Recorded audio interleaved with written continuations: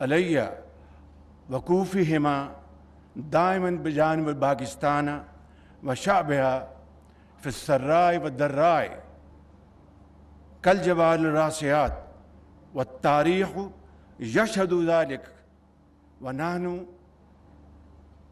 لا ننسى أبدا إن شاء الله بإذن الله. Ladies and gentlemen, Assalamu alaikum.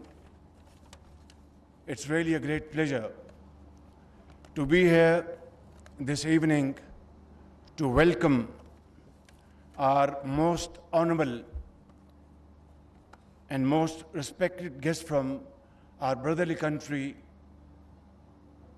Kingdom of Saudi Arabia.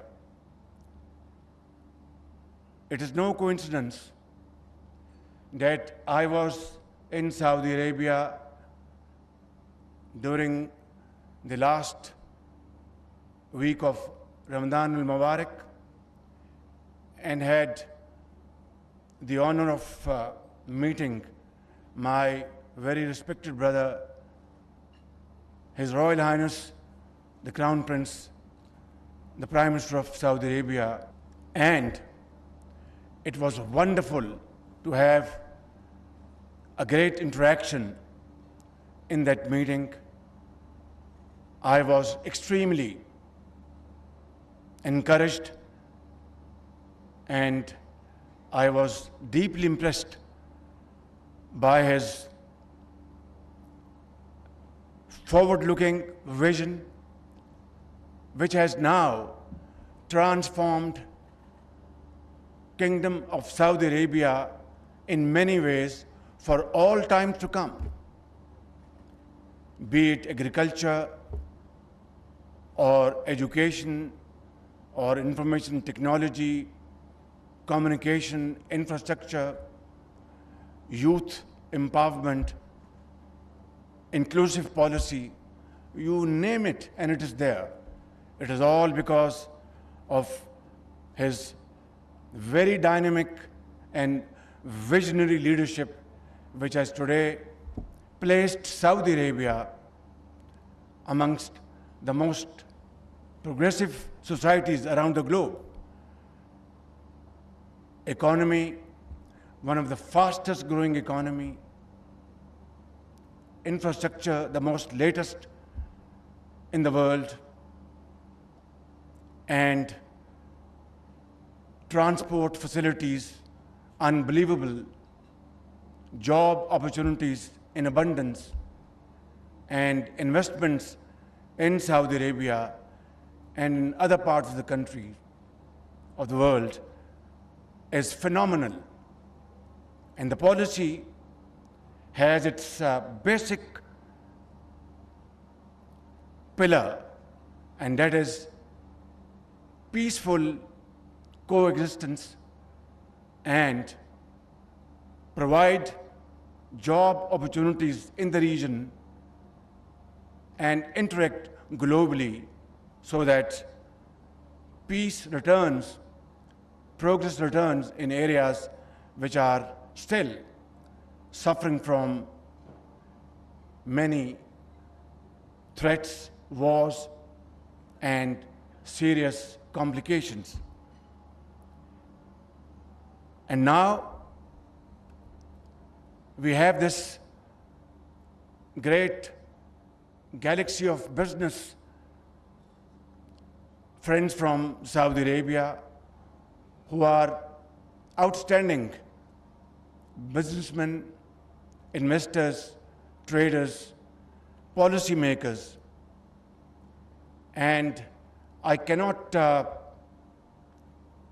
remember that when was the last time we had received such a large delegation from Saudi Arabia with commitment and sincerity of purpose to interact with Pakistani business counterparts so that this process of brotherhood and friendship transforms from those transactions which have not helped Pakistan in the past. There's no question about the fountain of generosity from brotherly countries like Saudi Arabia, always standing by Pakistan, as I said in my opening remarks in Arabic language. I'd like to very briefly explain to you. I said that Saudi Arabia has stood by Pakistan through thick and thin. Bisarrai wa darrai, and in good times and bad times and difficult times. And we, even if we want to thank them, we cannot. We don't have the words how to thank their generosity for the last more than 7 decades of Pakistan's history. And now, under the most dynamic leadership of my brother, the Crown Prince, Mohammed bin Salman, they are ready to invest in Pakistan, ready to support Pakistan beyond imagination, provided we are ready to accept this challenge and stand up and say no to those hackneyed techniques of the past, procedures which have failed Pakistan in many ways, policies which were undesirable. I think you will be pleasantly surprised to know that if Pakistan 20 years ago or 30 years ago was able to offer its capabilities to train our Saudi brothers in various walks of life, I can assure you, my brothers and sisters, without any fear of contradiction, that Saudi Arabia today is far more experienced and has immense potential of experts to train Pakistani brothers and sisters in various walks of life. If you don't change, time does not wait for you, wait for none. So I think these are the challenges which we have to account for. And if we really want to make use of this opportunity, a golden opportunity, then we have to work untiringly.